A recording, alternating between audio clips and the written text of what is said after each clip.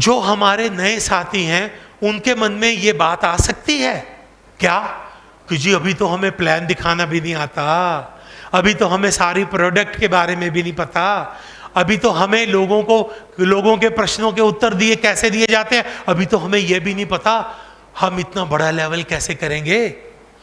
नए लोगों के मन में ये प्रश्न हो सकता है, थोड़ा सा भय भी हो सकता है, थोड़ा सा डर भी हो सकता है।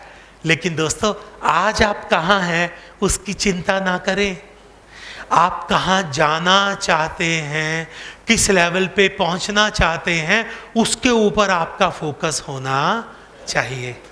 क्या आप एक सच्ची कहानी सुनना चाहते हैं?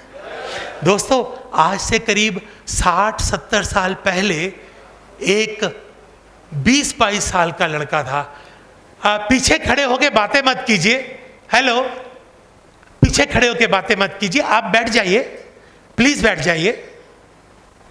हाँ, प्लीज बैठ जाइए। Thank you, thank you.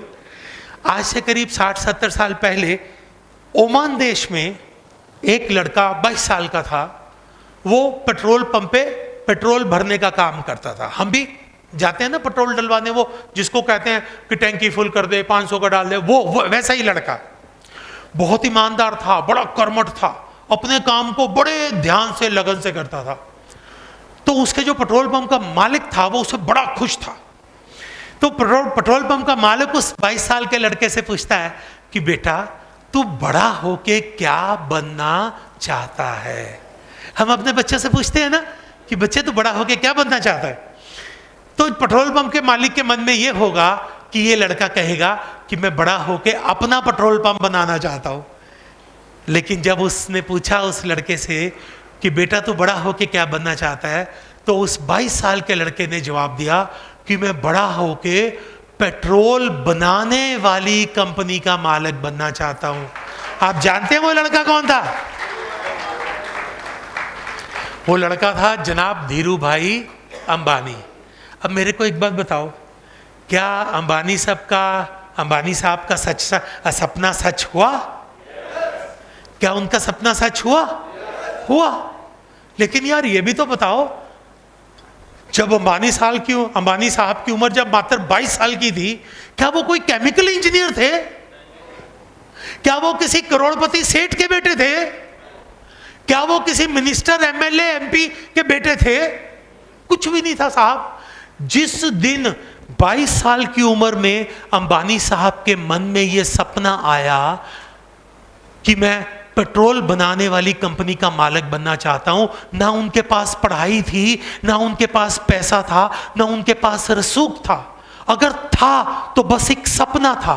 वो सपना क्या था कि आने वाले समय में मैं अपनी और अपने परिवार की दिशा और दशा दोनों को बदलना चाहता हूं, दोनों को बदलना चाहता हूं। क्या उनका सपना पूरा हुआ? सपने पूरे होते हैं, लेकिन शर्त यह है कि आपके पास एक सपना होना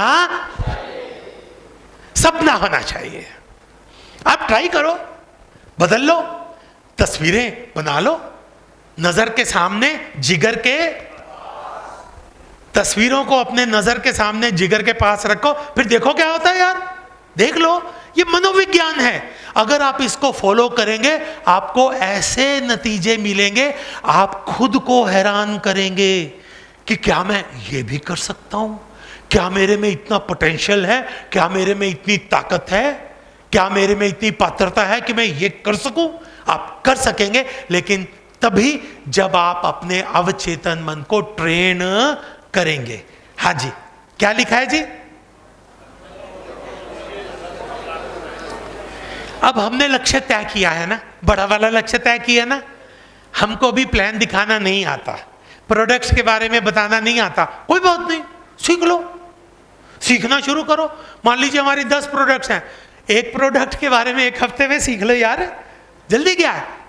1 हफ्ते में 1 प्रोडक्ट। पहले 4 प्रोडक्ट अपने अपलाइन से पूछे, अपने स्पॉन्सर को बताओ, पूछ लो कि सर पहले बताओ कौन सी प्रोडक्ट से शुरू करूं सीखना। 1 प्रोडक्ट सीख लीजिए, हफ्ते बाद दूसरी प्रोडक्ट के बारे में सीख लीजिए। आराम से सीखिए, प्लान दिखाना सीखिए, प्रश्नों के उत्तर देने सीखिए।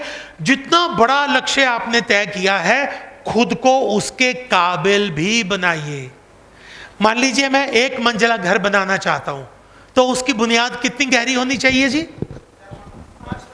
बहुत है, 4-5 फुट तो बहुत है। लेकिन यार सुनो, अगर मैं 8-10 मंजिला घर बनाना चाहूं, उसकी बुनियाद कितनी गहरी होनी चाहिए?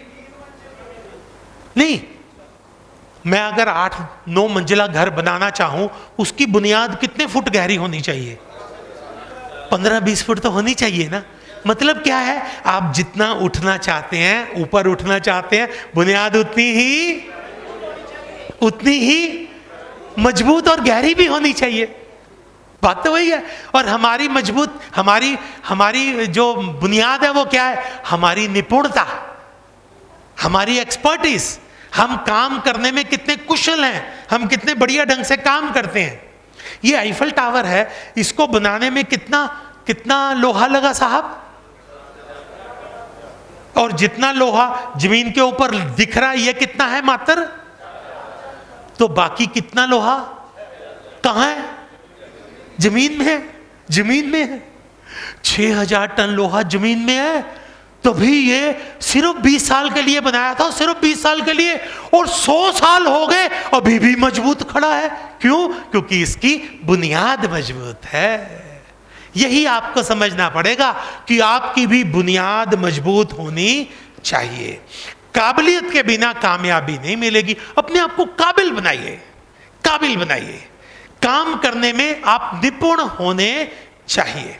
दोस्तों, जो हमारी सबसे बड़ी काबिलियत है, पढ़ दीजिए क्या लिखा है। हमारा सोच, हमारा नजरिया, हमारा एटीट्यूड, वो सही लीडर, एक सकारात्मक सोच होनी चाहिए। मैं आपको एक उदाहरण दे सकता हूं। मान लीजिए ये आपका साइकिल है, सबका। इसको क्या हुआ? मान लीजिए आपने जाना है 5 किलोमीटर दूर, क्या इस साइकिल पे जा सकेंगे? तो सबसे पहले क्या करिएगा साहब? पंचर लगाएंगे। सबसे पहले पंचर ही लगवाओगे। बस जिस तरह पंचर साइकिल आपको अपनी मंजिल तक नहीं पहुंचा सकता, ठीक इसी तरह नकारात्मक सोच आपको कभी भी अपनी मंजिल तक नहीं पहुंचा सकती। आपको नकारात्मक सोच को विदा देना पड़ेगा। आपको सकारात्मक सोच का विकास करना पड़ेगा। अब ये नया शब्द आया, नकारात्मक सोच और सकारात्मक सोच, ये दोनों आपको, ये नया शब्द है। क्या मैं इसको उदाहरण से बता सकता हूं? ये क्या है? ग्लास में क्या है?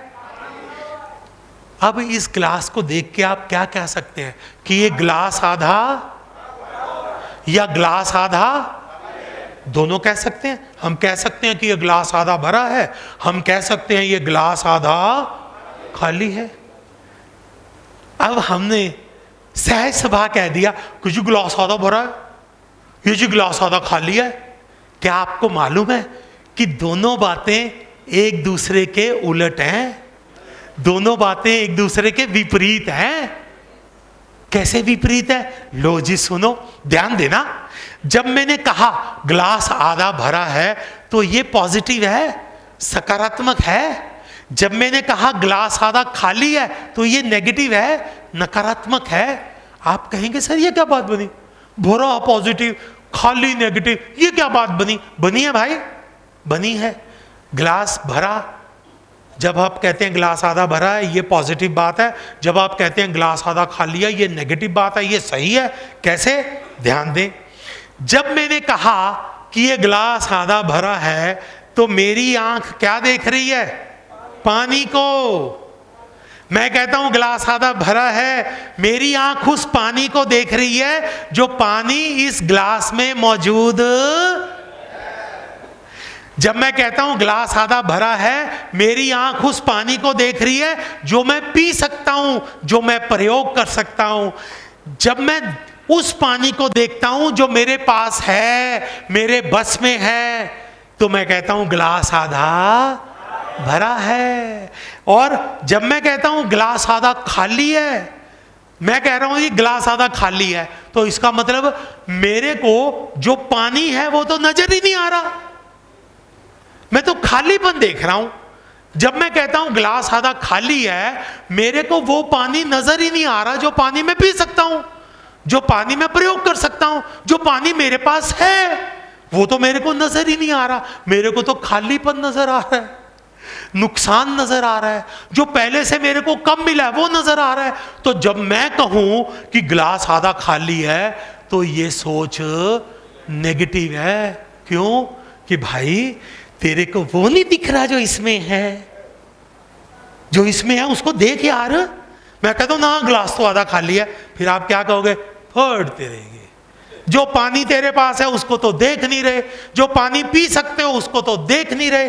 तो अब समझने की बात क्या है, जब हम कहते हैं कि ग्लास आधा भरा है, ये सफल व्यक्ति की सोच है। जब हम कहते हैं ग्लास आधा खाली है, ये असफल व्यक्ति की सोच है।